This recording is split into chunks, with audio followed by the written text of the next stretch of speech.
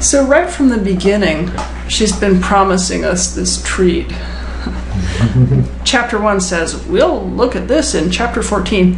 And for me, at least, that was something to look forward to, that we were going to get the bathroom stuff chapter. And I anticipated a thrill in that chapter. Was it the same for you? For the rest of us? Well, Yes. For me, yeah. Because as a kid, you always want to ask, and you do ask, and you don't always get a straight story, especially from your teachers, because they're not astronauts. How do you do it? Well, this is not the thing that NASA has been all that public forthcoming about. This is really behind the scenes stuff. Yeah, and she does go through a lot of the different methods of using the toilet, and for number 1 and number 2, Delicately put, Jesus. and so this one scene, page 269 at the bottom, she's going into a training toilet seat that they have set up with cameras to help the astronauts figure out how to use the toilet in space, because you only have about a 4-inch opening that you can use. Yeah, and funnily enough, the margin of error is very narrow, and if you mess it up somehow, you mess up the toilet for the whole process, which goes back to chapter 1. You mess up the toilet. That's it.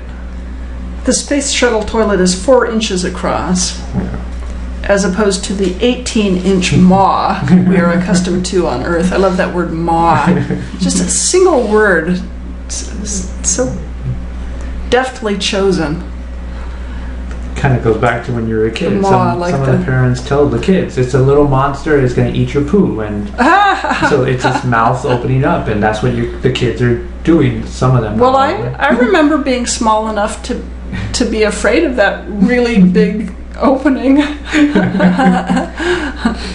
I wasn't so lucky. My parents just said, do it or else. So. Yeah. It's not just the size differential between 4 inches versus 18 inches, but also the fact that if you're weightless, you're not actually sitting on anything. You're kind of hovering over this dinky little target that you have to hit. Yeah, you have foot straps, and you hover, and that's where the whole thing works out, where they're giving her an approximation of how the astronauts should do it, and they say it's a 2-digit deal, so you have to measure with your own finger from the edge of the seat to where the hole should be. Both of them should align. And there's a camera showing underneath the seat to make sure that what your guesstimation is correct. And you get to, I believe you get to see it later, or you... Yeah. Anyway. Positional trainer. So at the bottom it says, and she's talking to Weinstein. Why don't you start at paragraph above that? Okay. The researchers Bryan and Weinstein. Right. Bryan and Weinstein offered to let me try the positional trainer. Weinstein reaches over to the wall and flips a switch that illuminates the inside of the bowl. Because once you sit down, you are blocking the light from the ceiling fixtures. So, says Weinstein, you're going to try to align yourself. Flip on the light, see how you did. I ask him whether the astronauts are observing while they go or before they start. Bryan appears quietly stricken. You can't defecate on the toilet. He glances at Weinstein, and the briefest of glances, yet unmistakably the message in its message. Oh my god, oh my god, oh my god, she's gonna crap on the camera. I wasn't, honestly, she says. Weinstein, ever genial, says, well, technically you can, but then Crew Systems has to come in and clean it up. It's not a working toilet, Mary, says Bryan. Just be sure I'm clear. It has happened once, a hit and run. Sorry, this is the part where I was trying to hold it in when I was reading it last night. It was before my time, says Weinstein. If I'd been there, I would have pulled the security tapes. He wishes me good luck The two of them leave and shut the door. I imagine stumbling upon an especially rank porno channel and then realizing it's you on the screen. My brain elects to reinterpret the image. See the funny puppet? Watch his mouth. What's he saying? He's saying, oh, ah, oh. And that's as far as I'm going to have to go, because that's kind of really funny. But that's, yeah. I wonder about the hit and run episode that she describes, and that's her term for it, the hit and run. Yeah. I wonder if it was deliberate vandalism on the part of somebody, or just an honest mistake. Could An be a honest kid. mistake, and nobody confessed to that little crime. Well, it's one of those things. It's funny how they have to describe the whole situation and how everything works inside the actual toilet, and so that whole training part of it is really absolutely necessary, especially with what's going on with the rest of it. What happened before, which was those flecks of fecal matter that ended up all over the place, and fecal popcorning is the term. Right. And what was the other one where oh, that was popcorn, right? Where it comes up in I guess they call it something like gophering, where it comes up and the slide closes on part of it, and because it's part frozen underneath, it seals it shut, and that definitely would have caused a big problem. Page 277. Fecal popcorning is the gateway phenomenon to fecal decapitation. Fecal decapitation, yeah. If a crew member closes the sliding gate at the top of the toilet transport tube, just as a popcorning piece is crowning, the slider gate may decapitate it on its way shut. This is a heinous scenario for two reasons. I like that word choice, heinous. Because I feel like she's incorporating an I pun in there. Heinous, heiny. An anus. Just my imagination. Yeah. No. I'm thinking she means everything that it could infer in everything that she writes. Yeah, there are no accidents with there's Mary no Roach. accidents. Except when it comes to this, but her almost accident with the trainer.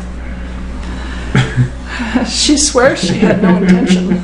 And But I think that's true because she makes it clear she's a 9 a.m. gal. Yeah. So, Jesus, you were going to say something about the chronological organization of the book. Right. One of the things that she's done here is, chapter 5. She's in, where's it, chapter 4? The end of chapter 4, beginning of chapter 5, when she's in the... Chapter 5, she gets the opportunity to go on the parabolic airplane. The formerly known Vomit Comet, now it's something else. I totally forgot what it is. Well, Vomit Comet is not the official name. It's a friendly nickname. So NASA has this airplane called the C-9 that does these parabolic flights to create weightlessness for a brief period of time, even though it's in the Earth's atmosphere. And they allow different types of research going on, especially school students, high school, college. In this case, she was with the college students from, I forgot, North Carolina, one of the schools, and she was just tagging along as part of their crew. And so it starts off there in chapter 5, and then she touches back on it later on, and anytime that it actually is connected to the weightlessness that she's experienced, she'll bring us back to that further moment. Chapter 5 is essentially a narrative chapter describing an adventure she had where she got to go up in the C-9. But it leads her into chapter 6, where she discusses space nausea, Yes. motion sickness. And the transition there is that she witnessed somebody being sick on the C9, the Vomit Comet. Right. Now you know where it got the name. And with a crew of about 20 per time, somebody's going to be sick. Right. So chapter 6 is both a thematic chapter about this is what barfing in space is like, or here's everything I have looked up about motion sickness that's worth telling you, but also it's a continuation of the chronological narrative from chapter 5. And then in chapter 14, which is the poop chapter, She 277 at the bottom. That's why toilets, like everything else that flies in space, gets hauled up in the parabolic flight test for testing. In this case, the testing poses unique challenges. Along those lines, late yesterday afternoon, I got the idea that I wanted to try out the space shuttle training toilet.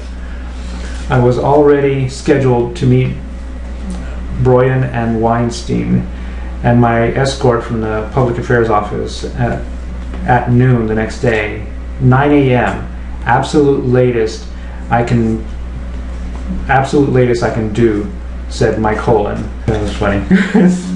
So that already happened. We've already seen the meeting with Bryan and Weinstein, so she's time traveling backward. Yeah.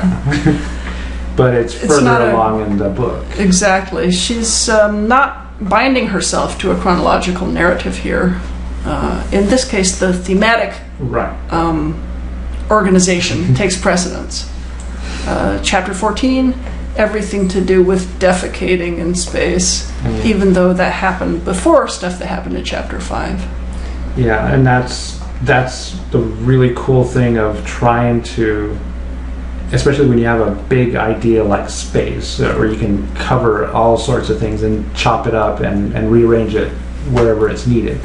And so that totally fits where it's supposed to be.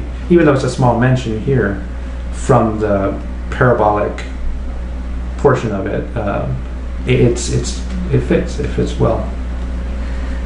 So this repays some study by anybody who wants to do any narrative writing themselves, that you don't have to be a slave to chronology.